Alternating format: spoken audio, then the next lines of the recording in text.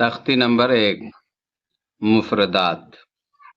مفردات کہتے ہیں الگ الگ جو حرف لکھے ہوئے ہوتے ہیں اس کو، ہے نا؟ جیسے الف، با، تا، ثا، جیم، حا، خا، دال، ذال، را، زا، سین، شین، صاد، ضاد، طا، ظا، عین، غین، فا، قاف، کاف، لام، میم، نون، واو، ہا، حمزہ، یا۔ یہ حروف مفردات ہیں جو الگ الگ پڑھے جاتے ہیں۔ جو لوگ پہلی بار قاعدہ پڑھ رہے ہیں، جن کو حرف کی پہچان نہیں ہے، وہ یہاں غور سے دیکھیں کہ یہ 3 حرف ایک جیسے لکھے ہوئے ہیں، با، تا، ثا، لیکن اس کی پہچان کیسے ہو رہی ہے؟ با کے نیچے میں 1 نقطہ ہے، تا کے اوپر میں 2 نقطہ ہے، ثا کے اوپر میں 3 نقطہ ہے۔ یہ آگے چل کر کے اس کی شکلیں ایسے ہی آپ کو نہیں ملیں گی، اس وقت آپ کو حرف کو کیا کہتے ہیں، نقطوں سے پہچاننا پڑے گا۔ اس لیے آپ یہاں پر دھیان رکھیں کہ نیچے میں اگر نقطہ ہے تو با ہے، اوپر میں 2 نقطہ ہے تو تا ہے، اوپر میں 3 نقطہ ہے تو ثا ہے۔ ابھی ہم صرف آپ کو حروف مفردات بتا رہے ہیں، آگے پھر ہم آپ کو یہ بتلائیں گے کہ کون سا حرف کہاں سے نکلتا ہے، تاکہ آپ قرآن شریف کو تجوید کی رعایت کے ساتھ پڑھ سکیں اور قرآن مجہول نہیں بلکہ آپ معروف پڑھیں۔ بہت سارے لوگ ایسے ہیں جو قرآن شریف کو مجہول پڑھتے ہیں، اور مجہول پڑھنے کی صورت میں کیا ہوتا ہے، ثواب کے بجائے ان کو گناہ مل رہا ہوتا ہے۔ ابھی فی الحال آپ اتنی پریکٹس کریں، الف، با، تا، ثا۔ اب یہاں دیکھیں جیم، ہا، خا، اس کی شکلیں بھی ایک جیسی ہیں لیکن اس کی بھی پہچان الگ ہے۔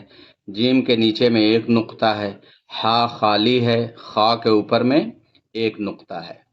دال اور ذال یہ دونوں ایک جیسی اس کی شکل ہے، دال خالی ہے، ذال کے اوپر 1 نقطہ ہے۔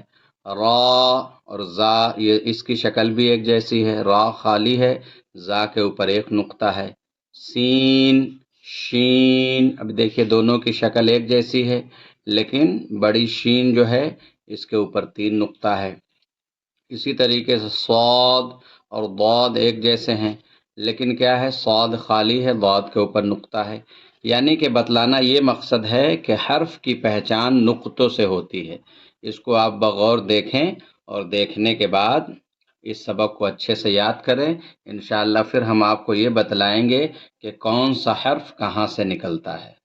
یہ دونوں کی شکل بھی ایک جیسی ہے لیکن کیا ہے فرق، پہچان اس کی کیسے ہوگی؟ صاد خالی ہے، ضاد کے اوپر نقطہ ہے۔ اب یہ دیکھیں یہ دونوں کی شکل بھی ایک جیسی ہے، طا اور ظا، طا اور ظا کی شکل ایک جیسی ہے لیکن طا کے اوپر نقطہ نہیں ہے، ظا کے اوپر نقطہ ہے، یہ نقطے سے پہچان ہوتی ہے۔ عین، غین، یہ دیکھیے عین اور غین دونوں ایک جیسے لکھے ہوئے ہیں لیکن عین کی پہچان یہ ہے کہ اس کے اوپر نقطہ نہیں ہے، غین کی پہچان یہ ہے کہ اس کے اوپر نقطہ ہے۔ اور اب آگے چلتے ہیں، فا، قاف۔ اب دیکھیے فا اور قاف لگ بھگ دونوں کا جو یہ منہ ہے یہ ایک جیسا ہے، گول ہے، لیکن فا کے اوپر 1 نقطہ ہے، قاف کے اوپر 2 نقطہ ہے۔ اب یہ کاف ہے جس کو بچوں کو سمجھانے کے لیے چھوٹا کاف اور بڑا کاف کہتے ہیں۔ بڑا کاف چھوٹا کاف کچھ نہیں ہوتا ہے بلکہ یہ دونوں کی ساؤنڈنگ الگ ہے، یہ قاف پڑھا جاتا ہے اور یہ سیدھا کاف پڑھا جاتا ہے۔ یہ ہم آپ کو بعد میں بتلائیں گے کہ کون سا حرف کہاں سے نکلتا ہے۔ ابھی فی الحال یہ سمجھ لیں، لام، میم، نون، واو، ہا، حمزہ، یا اب یہاں پر غور کرنے والی بات یہ ہے، کچھ حرف ایسے ہیں جس کو لوگ ایک جیسے نکالتے، جیسے یہ ہا ہے اور دوسری طرف یہ ہا ہے، یہ دونوں کو لوگ ہا ہا کہہ رہے ہوتے۔ اگر دونوں ایک جیسے ہی پڑھنا ہوتا تو پھر یہاں پر دو دینے کی ضرورت کیا تھی؟ تو اس کا مخرج الگ ہے۔ مخرج کہتے ہیں جہاں سے حرف نکلتا ہے، یعنی کہ ہا کہیں اور سے نکلتا ہے اور یہ ہا کہیں اور سے نکلتا ہے۔ اسی طریقے سے ایک حرف اور ہے جس میں ٹکراؤ ہے، جیسے جیم، ذال، زا، ظا۔ بہت سارے لوگ ایسے ہیں جو تجوید کے بارے میں نہیں جانتے ہیں، وہ کیا کرتے ہیں، جیم، جے، جال، جواد، جو پڑھ رہے ہوتے ہیں، اور یہ بالکل غلط طریقہ ہے۔ کیوں؟